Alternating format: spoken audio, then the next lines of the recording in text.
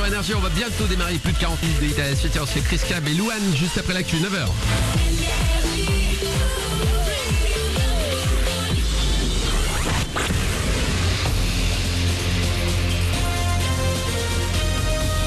Toute l'actu sur Monaco-Menton avec Frédéric Plat.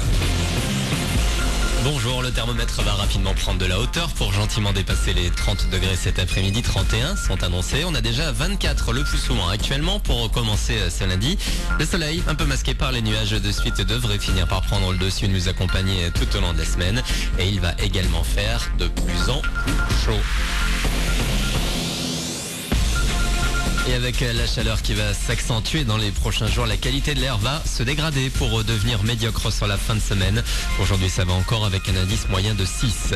Puis on prend la route, corniche ou autoroute, ça coince un peu partout actuellement. Sur l'autoroute, c'est en venant de Menton vers Roquebrune que ça coince. Et dans l'autre sens, en venant de Nice vers Monaco, ça se bouscule actuellement dans le tunnel de l'A500. Bon courage.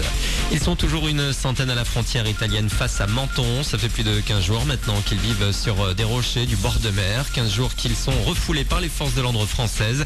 Le quotidien Nice Matin vous propose dans ses colonnes de ce lundi de suivre une journée de ces migrants de Vintimille. Alors que les collégiens viennent de passer le brevet, eux feront leur entrée en 6e en septembre. 335 élèves de CM2 de Menton viennent de se voir remettre par la ville un dictionnaire pour célébrer symboliquement leur entrée au collège. Des enfants méritants ont également reçu quelques prix supplémentaires. Une question ce matin, dans quelle ville iriez-vous vivre si vous aviez le choix? Dans le sud, tout d'abord, selon une majorité de Français dans un sondage. Bordeaux arrive en tête du classement devant Montpellier, Nantes, Toulouse et Nice. Paris n'est que 6e.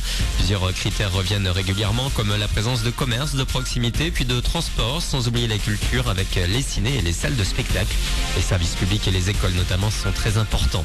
Un nom également dans l'actu, Yacine Sali, l'homme qui a reconnu l'attentat de l'usine de gaz près de Lyon vendredi. Il a été transféré à Paris hier pour répondre aux questions de la police antiterroriste. Il a déjà commencé à parler. Yacine Sali a nié tout motif islamiste.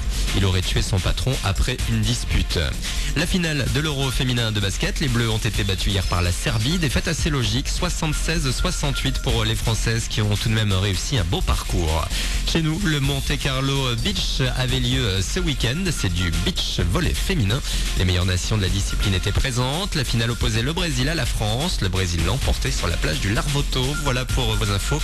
40 minutes de hit à la suite. Bonne journée à vous.